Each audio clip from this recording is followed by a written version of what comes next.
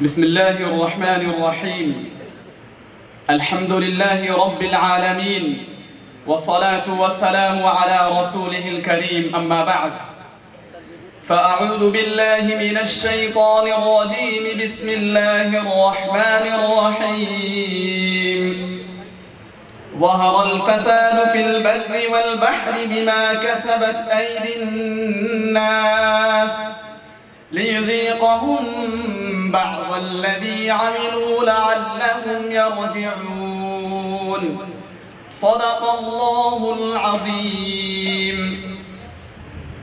First and foremost, it's my religious and moral responsibility to greet you with Islamic greeting. Assalamu alaikum wa rahmatullahi wa barakatuh.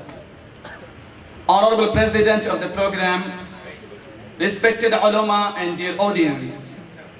Today, firstly, I would like to thank you for giving me a chance to shed some light on the topic of misunderstanding of the demands of time.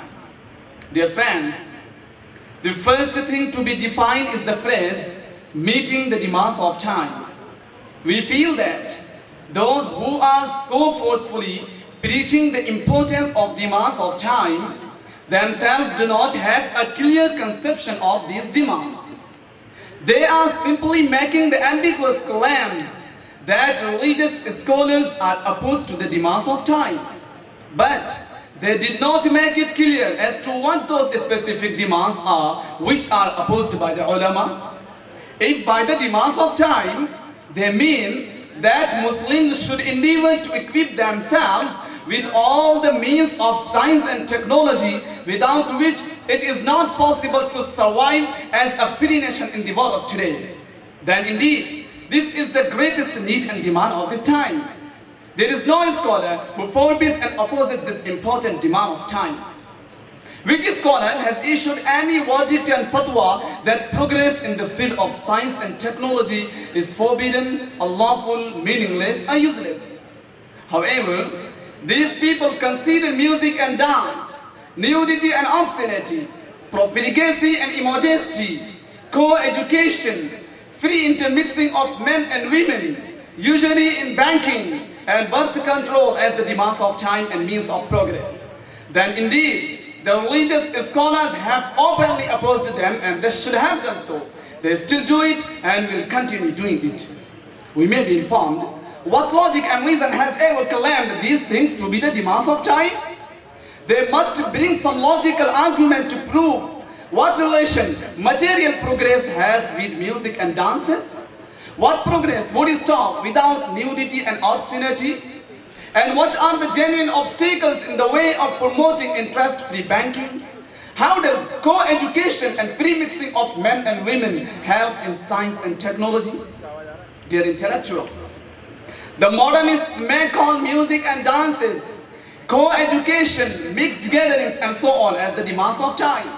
But in view of the circumstances, we sincerely believe that the greatest need and demand of the present time is that the Islamic world should totally eradicate these things with full might and power. This is because the magnitude of the fatalities that have come to the forefront in the 20th century have never been witnessed. The very Western intelligentsia itself is showing a clear signs of extreme anxiety and restlessness on their premature but immoral and irrational social advancement.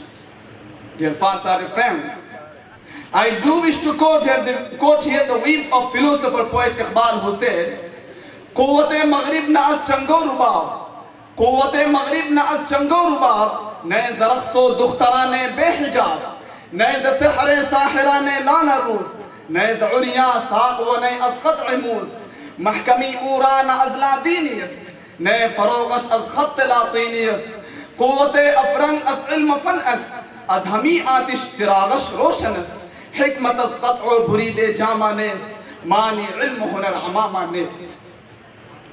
Power of the West is not due to flutes and guitars, not due to dances of wellness girls, not due to the spell of their magical beauty, not to their naked legs, not to their trimmed hairstyle.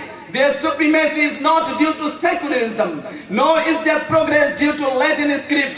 Their power is due to science and technology. It's this fuel that is burning in their lamps.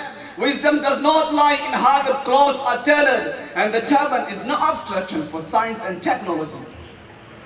Esteemed dignitaries, now the modernists of Islam want to make similar amendments by considering Islam equal to Christianity, and scholars of Islam parallel to popes, and regard themselves as Luthers and Rousseaus of their time.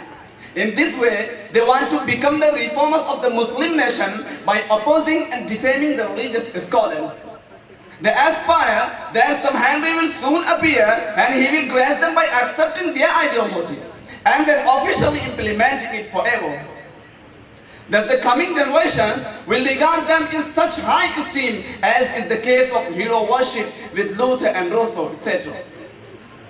Respected elders, Islam is neither a spiritless religion like Christianity to have any fear or danger from scientific and technological advancement, nor its religious scholars have ever opposed the science and technology as the popes had done. Neither does it need any Martin Luther, Rousseau or Renan for its survival. That's why in the history of this religion, all those who tried to amend, manipulate and modernize it got nothing but reproach and condemnation.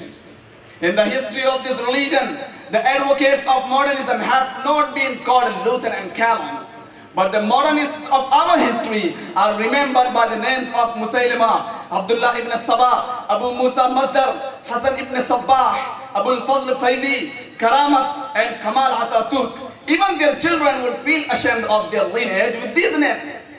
The opponents of Luther and Calvin are mentioned with great disregard by the Christians.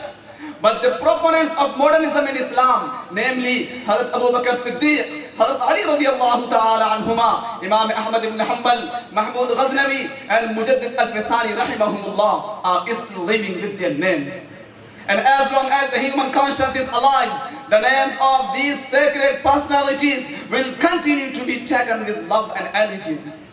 But it's a pity that our present day, the modernists have not been able to understand the great diversity between Islam and Christianity.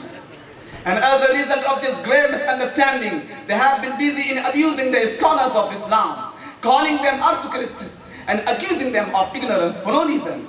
So now, we earnestly request them with all the well wishes and heartfelt sympathies that they revise their attitude with a broad mind and balanced thoughts. Otherwise, the course adopted by them is in no way beneficial for Muslims, for the country and the Ummah, and even for themselves. So now I'm going to wind up my speech. وآخر دعوانا الحمد لله رب العالمين.